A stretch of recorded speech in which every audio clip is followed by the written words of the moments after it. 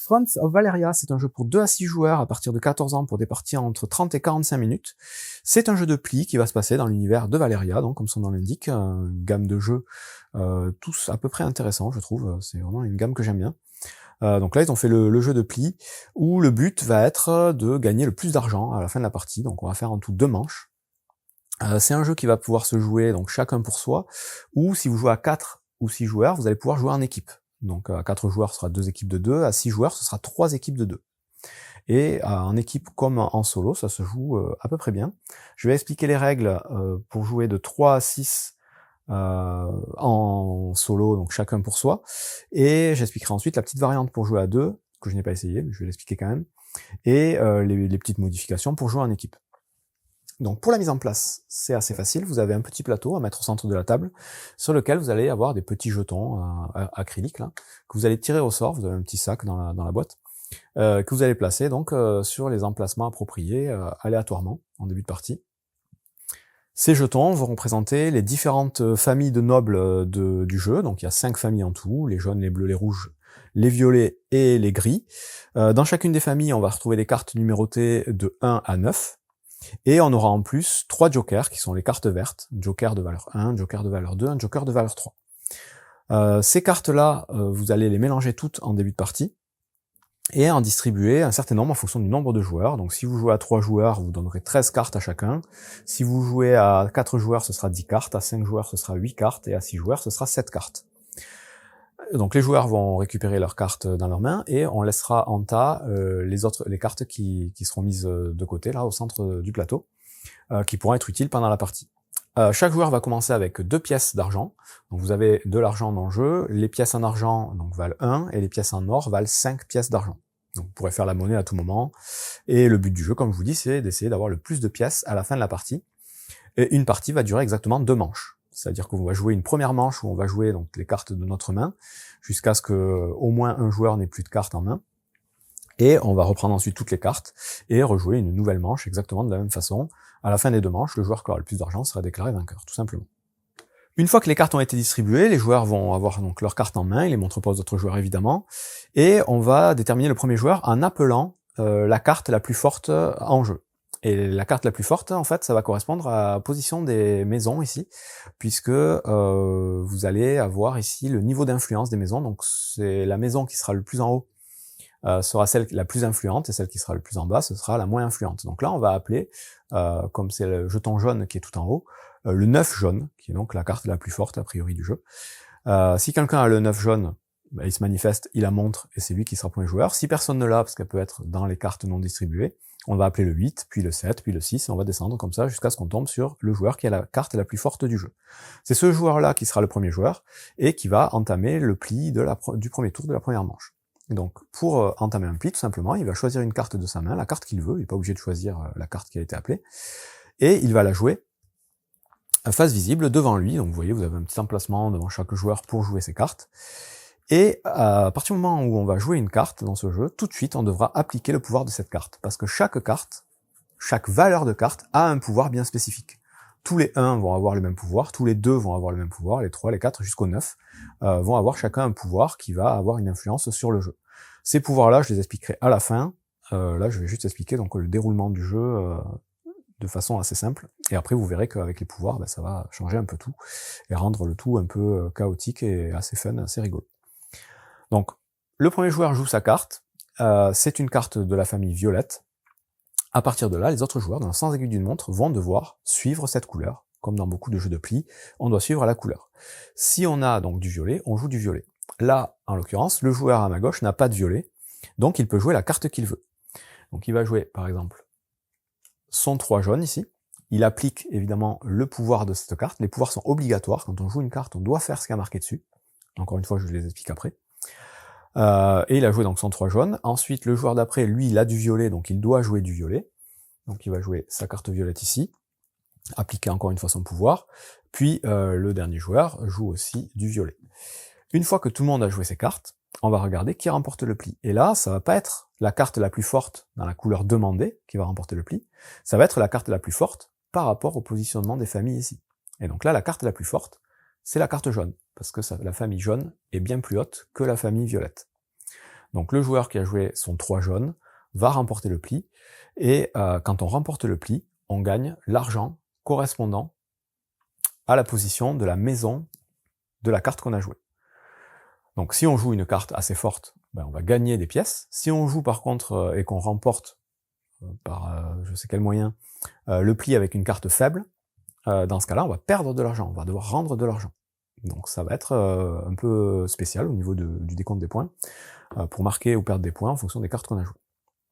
Donc là, c'est le joueur jaune qui remporte le pli, il gagne 5 pièces. Il prend 5 pièces à la banque et il les rajoute à sa réserve. Ensuite, toutes les cartes sont défaussées, là on n'a pas besoin de compter les cartes à la fin, les cartes elles sont comptabilisées au moment où on les joue. Et évidemment, c'est le joueur qui a remporté le pli qui va jouer une nouvelle carte. Donc là on défausse toutes les cartes. Et le nouveau joueur peut commencer un nouveau pli, on les met de côté. Et les cartes évidemment en défausse ne sont pas consultables, hein, il va falloir essayer de se souvenir ce qui a été joué. Ce joueur-là va donc pouvoir jouer une nouvelle carte. La seule petite contrainte, c'est qu'on n'a pas le droit d'ouvrir avec un joker.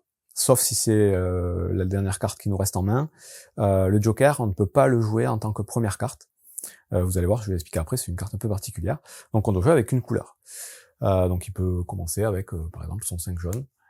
Et à partir de là, ben, tous les joueurs vont... Il applique encore une fois son pouvoir. Les autres joueurs vont devoir jouer du jaune s'ils en ont. Alors, mes cartes sont là. J'en ai pas, et du coup, si j'en ai pas, je joue autre chose.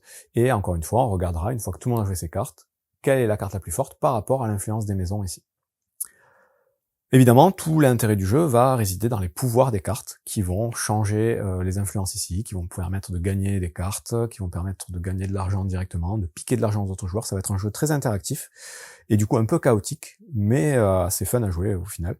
Et je vais expliquer du coup tous les petits pouvoirs des cartes, qui sont assez simples et qui sont résumés sur la partie gauche de chaque carte. Donc on a par exemple les 1. Les 1, ce sont les assassins. Eux, c'est très simple. Quand vous jouez un 1, vous choisissez n'importe quelle maison qui n'est pas verrouillée, parce que vous allez voir qu'il y a un personnage qui permet de bloquer une maison qu'on ne peut plus du coup déplacer. N'importe quelle maison non verrouillée, et la mettre tout en bas, en faisant remonter les autres par rapport à leur position respective. Donc là, j'ai assassiné le bleu. Donc ça, voilà, chaque fois que quelqu'un va jouer une carte de valeur 1, il pourra décider de tuer une des maisons, là, de la faire arriver tout en bas. Si maintenant vous jouez un 2, les 2, elles sont très simples, aussi, elles vont permettre de piquer 2 pièces au joueur de votre choix. Donc vous piquez 2 pièces à un joueur ciblé, tout simplement. Les cartes de valeur 3 maintenant, hop, elles permettent de gagner 3 pièces de la réserve, directement. Vous jouez un 3, vous gagnez 3 pièces. Ça c'est plutôt facile à comprendre. Les cartes de valeur 4, elles vont vous permettre d'échanger la position de 2 maisons sur le plateau. Encore une fois, des maisons qui ne sont pas verrouillées. Je explique après comment on verrouille. Donc là, vous allez pouvoir swapper, hop, 2 maisons adjacentes. Donc les maisons adjacentes, ce sont des maisons qui sont l'une à côté de l'autre, enfin l'une au-dessus de l'autre. Et ça va du coup changer l'influence, et ça va pouvoir changer la résolution du pli en cours. Ensuite, vous avez les 5. Les 5 vont vous permettre d'aller piocher 3 cartes parmi les cartes qui n'ont pas été distribuées en début de partie, donc celles qui sont sur le plateau, de les regarder, d'en garder une, et de défausser les 2 autres en les mettant sous le tas. Donc vous aurez éventuellement une carte en plus par rapport aux autres 2 joueurs quand vous jouez des cartes 5. Les cartes de valeur 6, quand vous les jouez, elles ne font pas de pouvoir particulier. Par contre, à la fin du tour en cours, si c'est vous qui gagnez le pli, au lieu de gagner la valeur en pièces correspondant à la maison de la carte, vous allez gagner 6 pièces. Donc là, si je gagne avec mon 6 violet, au lieu de perdre une pièce, puisque le violet est à -1, je vais gagner 6 pièces. Donc voilà, si jamais vous gagnez pas avec votre 6, la carte ne sert à rien. La carte de valeur 7, elle va vous permettre de gagner une pièce de la banque et de vous défausser d'une carte de votre main. Et pareil, c'est obligatoire chaque fois que vous jouez une carte. Et donc, entre les cartes de valeur 5 qui vont faire piocher une carte supplémentaire et les cartes de valeur 7 qui vont faire défausser une carte, tous les joueurs n'auront pas nécessairement le même nombre de cartes à chaque tour. Et la fin de la manche, elle sera déclarée que quand au début d'un tour, un joueur n'a plus de carte en main. S'il y a un joueur qui n'a plus de carte en main, ça met fin à la manche. Voilà, petit rappel. La carte de valeur 8, c'est la fameuse carte qui va vous permettre de verrouiller une maison. Donc quand vous la jouez, vous pourrez choisir une maison, mettons la jaune, mettre le jeton de côté, Et à partir de là, cette maison ne pourra plus être déplacée, donc elle pourra plus être tuée par l'assassin, elle pourra plus être swappée par la carte, je sais plus laquelle, la 4. J'ai pas retenu tous les noms des personnages, ils ont tous un nom. Je vais vous les dire de suite. La 1 c'est l'assassin, la 2 c'est le voleur, la 3 c'est la mercenaire, la 4 c'est le rogue, la 5 c'est le chasseur, 6 c'est l'alchimiste, 7 c'est la sorcière, 8 c'est le condottière, et 9 c'est la matriarche. Je vais vous montrer juste après. Donc ça, voilà, ça verrouille une maison. Si jamais vous verrouillez, admettons, cette maison, et qu'un joueur joue après une carte de valeur 4 pour swapper 2 maisons, ben on considère que cette maison n'existe plus en fait, et que ces 2 tuiles sont désormais adjacentes. Donc on peut swapper ces 2. Donc on ne compte plus les maisons verrouillées. Et quand vous jouez donc un condottière, vous pouvez donc verrouiller une maison, il peut y avoir plusieurs maisons verrouillées, mais vous pouvez aussi déverrouiller une maison. C'est-à-dire qu'un joueur a verrouillé le gris ici, vous ça vous plaît pas, vous jouez aussi un 8, et ben vous le déverrouillez direct. Et un joueur d'après pourra l'assassiner par exemple. Dernier pouvoir, la matriarche, donc celle-là va vous permettre de faire monter une maison de 2 cases, et de faire descendre les 2 maisons qui ont été dépassées. Là encore, si jamais il y a des maisons verrouillées, elles sont pas considérées pour ce mouvement. Et on ne peut pas passer de la maison du haut à la maison du bas, c'est pas une boucle infinie. Quand on est tout en haut, on peut pas aller plus haut, donc on ne peut pas, par exemple, faire monter cette maison grâce à ce pouvoir, parce qu'il faut que la maison monte de 2 cases, obligatoirement.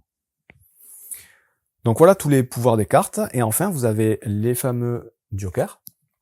Les jokers, donc vous pouvez pas ouvrir un pli avec, par contre vous pouvez les jouer si vous n'avez pas la couleur demandée. Encore une fois, pour pouvoir les jouer, il faut avoir la possibilité, enfin, si vous n'avez pas la possibilité de jouer la couleur demandée, vous pourrez jouer les jokers, c'est le seul moment.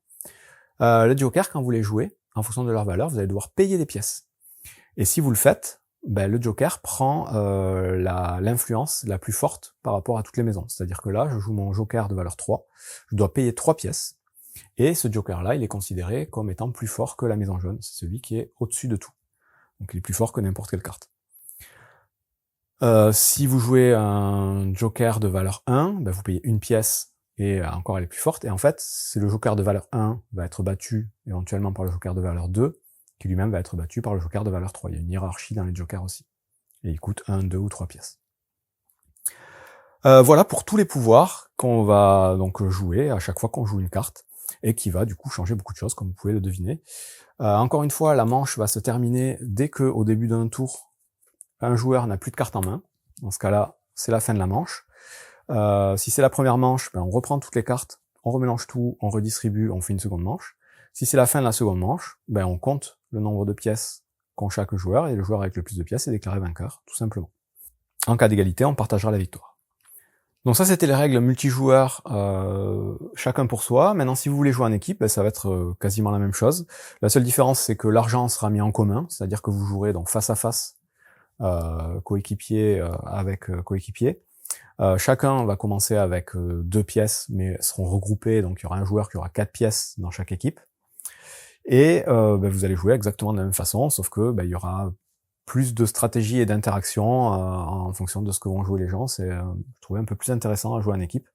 Encore une fois, si vous jouez à 4, ce sera 2 équipes de 2, si vous jouez à 6, ce sera 3 équipes de 2. Maintenant, si vous voulez jouer à 2 joueurs, alors ça j'ai pas essayé, mais pourquoi pas, il va falloir distribuer 20 cartes à chacun des joueurs. On commence encore avec 2 pièces chacun.